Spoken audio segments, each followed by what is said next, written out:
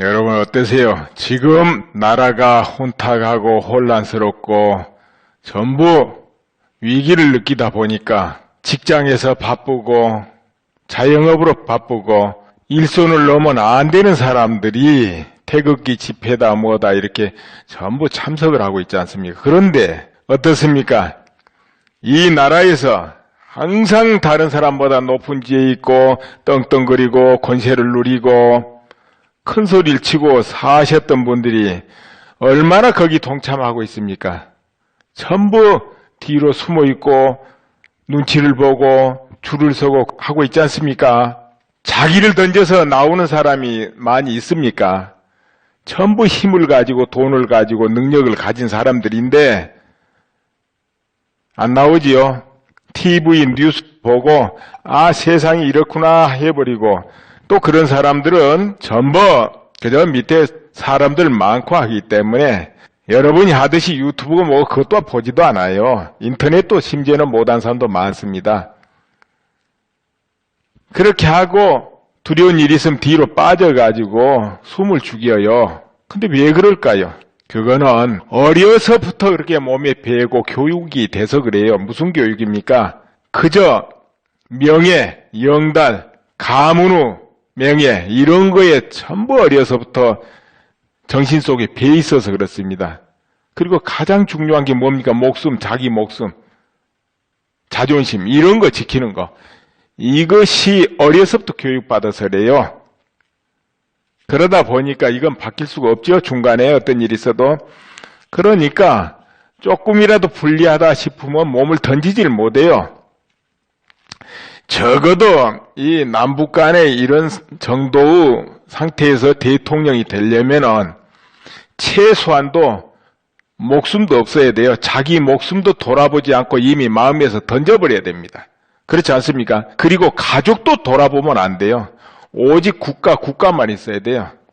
또 그런 정도 정신과 실제 준비가 안 된 사람은 뭐 생각만 그렇게 돼가지고는 안 되고요. 정말로 그런 정도로 실천하고 그럴 준비가 안 된 사람은 한국에서는 대통령 하면 안 되는 곳입니다. 안 됩니다. 이런 나라에서는. 근데 참 그런 사람 찾기 어려울 겁니다. 왜? 전부 그렇게 자랐기 때문에. 그게 조선시대 500년 거치면서 그렇게 된 거지요. 그러면 다른 시대는 안 그렇죠. 신라 고려는 안 그렇죠. 고구려고 이런 데는. 당연히 안 그렇죠. 그 예로 하나 들어볼까요? 신라 시대는 어땠는가? 그때는 전쟁터에 나가도 전부 왕족, 귀족이 나가는 거예요. 맨 먼저 자금도 대고 가서 직접 전투하고 또 목숨을 잃으면 그걸 명예로 여기고 왜? 그때는 제일 교육이 국가거든요. 어려서부터 국가 오지. 뭐 자기 목숨, 몸 아니면 가족 그건 저 아래 단계 있어요. 차례가 저 아래 단계입니다. 오직 국가가 제일이에요. 그러니까 국가를 위해서 목숨 바치고 던지는 건 명예롭게 여기거든요.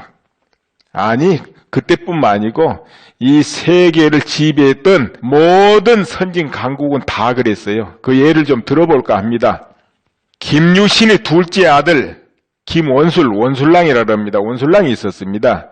672년 당이 말갈족과 함께 신라를 공격해 들어와 이때 비장으로 출전을 하게 되죠. 그런데 그만 패해버립니다. 죽기를 각오하고 열심히 싸웠으나 패해서 돌아오게 되죠. 그러니까 어떻게 됩니까? 김유신이 나서서 문무왕한테 김유신이 원수를 처형할 것을 왕에게 추청해요. 아들을 죽이라고 그렇게 한 거예요. 패해서 돌아왔다고. 그러나 이제 왕이 허락은 안 하지요. 그래서 원술랑이 수치스럽게 여기고 시골에 숨어 살게 됩니다. 그러다가 673년 7월 아버지가 한 1년 조금 더 있다가 세상을 떠나는 거죠. 그래서 아버지 또 장례도 봐야 되고 어머니 만나러 왔어요. 어머니가 누구냐? 바로 지소부인 태종무열왕과 문명하고 딸입니다. 지소부인이 태종무열왕과 문명하고 사이에서 나니까 지소부인이에요. 지소부인. 그 지소부인이 김유신의 조카가 됩니다. 그러니까 김유신의 조카이면서 후처지요. 지소부인이. 이렇게 됩니다. 그 당시는 삼촌과의 결혼을 하던 시대입니다. 오해하지 마세요. 이렇게 돼가지고 어머니 만나러 오니까 지소 부인이 딱 돌아앉아가지고 너는 내 아들 아니다 그래버리는 거예요. 너는 내 아들 아니다 예요. 그래가지고 토로 돌아가는 거예요. 나중에 당나라 군사가 매소성으로 쳐들어오자 그때 열심히 나가서 싸워가지고 공을 세워가지고 돌아오지만 그때는 이제 어머니는 세상에 없었습니다. 그 후에는 아무튼 이 시대에 정신들이 그랬어요. 여인네들이 정신이 이랬다니까요. 여인들 남자들은 또 남자니까 그렇다 쳐도 모든 그 어머니들의 정신세계가 이랬다는 거예요. 그 당시. 아이고 내 아들아 내가 전쟁터에 가냐 울고불고 고무신이 벗겨진지 모르고 쫓아가고 울고불고 돌아오면 또 살아왔다 울고불고 그러지를 않았다는 거죠. 그런데 지금 참 격세지감 느껴질 겁니다. 근데 선진국들이 그러면은 정말 그럴까요? 옛날은 놔두고 근래 가까운 데만 봐보기를 하겠습니다. 2차 대전 때 지금 엘리자베스 2세입니다. 2차 대전 때 중위로 입대합니다. 그리고 대위로 이제 진급하는데 임무가 뭐냐? 보급 차량을 운행하는 부대에 있었다 이거예요.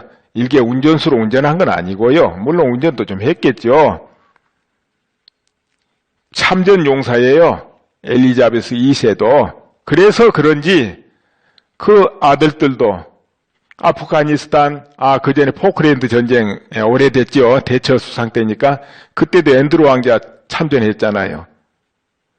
아프가니스탄, 거기는 올리암 왕세자 거기서 복무했죠. 그것도 후방에 있는 거 아니에요. 직접 특수부대에서 전투했어요. 근무지가 알려지면서 그만 후방으로 뺐지만은 왜 정체가 알려지면 위험하잖아요. 포로가 되면 골치 아프거든요. 이제 그런 경우가 있습니다. 6.25 때는 어땠습니까? 6.25 때요. 정말 수많은 부자지간 참전, 행제지간의 참전 굉장히 많았습니다. 그들이 한국 어디 붙어있는 줄 압니까? 그저 나라에서 부르고 자유를 위해서 민주를 위해서 그러니까 온 거예요. 당연히 가야 된다 이렇게 하고 그러다 보니까 부자지간에도 많이 오고 행제지간에도 많이 왔어요. 그중 하나가 워커 중장 그리고 아들이 세머커입니다. 이제 낙동강 방어선에서 싸우죠. 왜 그러냐? 미군이 왔을 때쯤 거기까지 밀렸거든요. 이제 거기가 최후 방어선 아닙니까? 낙동강 방어선. 거기서 밀리면 부산이 깨지잖아요. 거기서 세머커 아들도 싸우고 거기서 싸운 겁니다. 그래가지고 겨우 저지를 해요. 그때 마침 터키군이 도착을 해요. 터키에서. 그래서 합해가지고 겨우 지켜내죠. 그런데 이 워커 장군이 아들 세머커 대위가 공을 세워가지고 은성 무공훈장을 주게 될 일이 있었어요. 그래서 축하해줘요. 직접 자기가 달아주려고 그렇게 의정부 쪽에 가다가 교통사고로 세상을 떠납니다. 막 달려오는 차량을 비끼려고 이렇게 하다 굴러 떨어져요. 그래서 세상을 떠나는데 그때도 세머커가 어떻게 되느냐. 아버지 시신 수습해서 휴가 가라니까 계속 전투해야 된다 이렇게 한 거예요. 그렇게 할 수 없다. 왜? 그것이 아버지 뜻도 되고 나는 군인답게 여기서 싸워야 된다 이렇게 된 거예요. 그러니까 메가더 장군이 도쿄에서 강제 명령 내려가지고 시신 수습해서 미국 본토로 가게 만든 거 아니에요. 그 정도였어요. 그리고 또 벤프리드 장군도 왔고 그 아들도 또 왔지 않습니까? 같이 참전했습니다. 지미 벤프리드 2세 공군 중위였죠. 그거는 이제 다른 데서 해외 군무를 마쳤기 때문에 한국전에 참여할 의무가 없었어요. 그럼에도 아버지가 사령관으로 한국전에 왔기 때문에 참전을 하게 돼요. 그래서 편지가 이런 편지 있잖아요. 사랑하는 어머니에게 눈물이 이 편지를 적시지 않았으면 합니다. 어머니, 저는 지원해서 전투 비행 훈련을 받았습니다. B-26 폭격기를 조종할 것입니다. 저는 조종사이기 때문에 기수에는 폭격수, 옆에는 항법사, 후미에는 기관총 사수와 함께 있습니다. 아버님께서는 모든 사람들이 두려움 없이 살 수 있는 권리를 위해, 그러니까 자유를 위해서죠. 지금 한국에서 싸우고 계십니다. 드디어 저도 미력한 힘이 남아 아버님에게 힘을 보탤 시기가 도래한 것 같습니다. 어머니, 저를 위해 기도하지 마십시오. 그 대신 미국이 위급한 상황에서 조국을 수호하기 위하여 소집된 나의 승무원들을 위해 기도해 주십시오. 그들 중에는 무사히 돌아오기만을 기다리는 아내를 둔 사람도 있고 애인이 있는 사람도 있습니다. 저는 최선을 다할 것입니다. 그것은 언제나 저 의무입니다. 그럼 안녕히 계십시오. 아들 지몰님. 이렇게 편지 보냈습니다마는 그 다음에 출전해서 실종되고 맙니다. 압록강 남쪽 순천 지역 폭격을 출격했다가 레이더에서 사라지고 맙니다.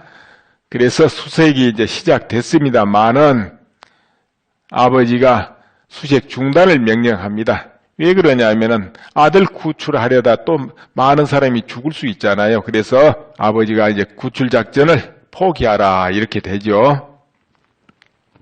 아무튼 이 6.25 전쟁 때 아이젠하워 장군 그 다음에 대통령이 됐죠. 그 아들도 참전했습니다. 저 후방에서 근무한 게 아니고 그냥 보병에서 다 참전했어요. 그런데 한국에는 어땠을 것 같아요? 그냥 여러분이 상상하세요. 열심히 다들 싸웠습니다만 사실 거기가 보면 일반 이 서민들이 싸우는 거예요. 임진왜란 때도 비슷했을 겁니다. 아마 지금도 보면 비슷할 거예요. 지금도 힘없는 서민들은 전부 나가서 태극기를 흔들고 어떻게 하지만은 눈치만 보고 있잖아요. 살살 뭐 챙기고 나서서 얻을 때는 정말 재바르지요.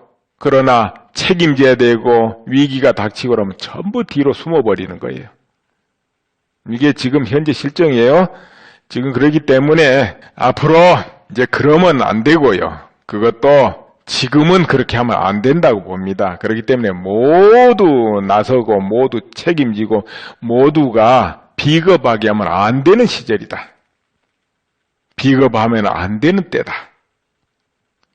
전부 용기를 내고 각성을 해야 될 때가 아니냐 이렇게 말씀드리고 싶어요. 그래도 이렇게 쭉 살펴보건대 아무래도 2월이 지나고 3월이 지나고 전부 국민들이 각성하고 그러면은 그래도 기각 쪽이 나는 강하다 이렇게 늘 믿음을 버리지 않습니다. 그렇게 되고 3월 4월 이때 저 외부 동력 그러니까 트럼프라든가 이런 어떤 작용, 북한의 어떤 작용, 중국의 어떤 작용 이렇게 해가지고 대변화가 있으면서 한국의 모든 기운이 다 변할 것 같고 그때쯤에는 전체 국민들이 모두 각성해서 지금과는 다른 분위기를 만들어낼 것이다. 나는 그렇게 꼭 믿고 있습니다. 또 그렇게 되지 않으면 정말 안 된다고 보고요. 그거 반대는 생각하면 안 되는 그런 상태가 되거든요. 그래서 모든 게 잘 풀려가리라 이렇게 보고는 있습니다만은 그게 그냥 100% 원래 정해진 건 아니잖아요. 모두가 각자 나서가지고 노력하고 애써야만 그렇게 되는 거지요. 모두가 다 책임을 다하고 그럴 때. 저는 그렇게 봅니다. 예, 감사합니다.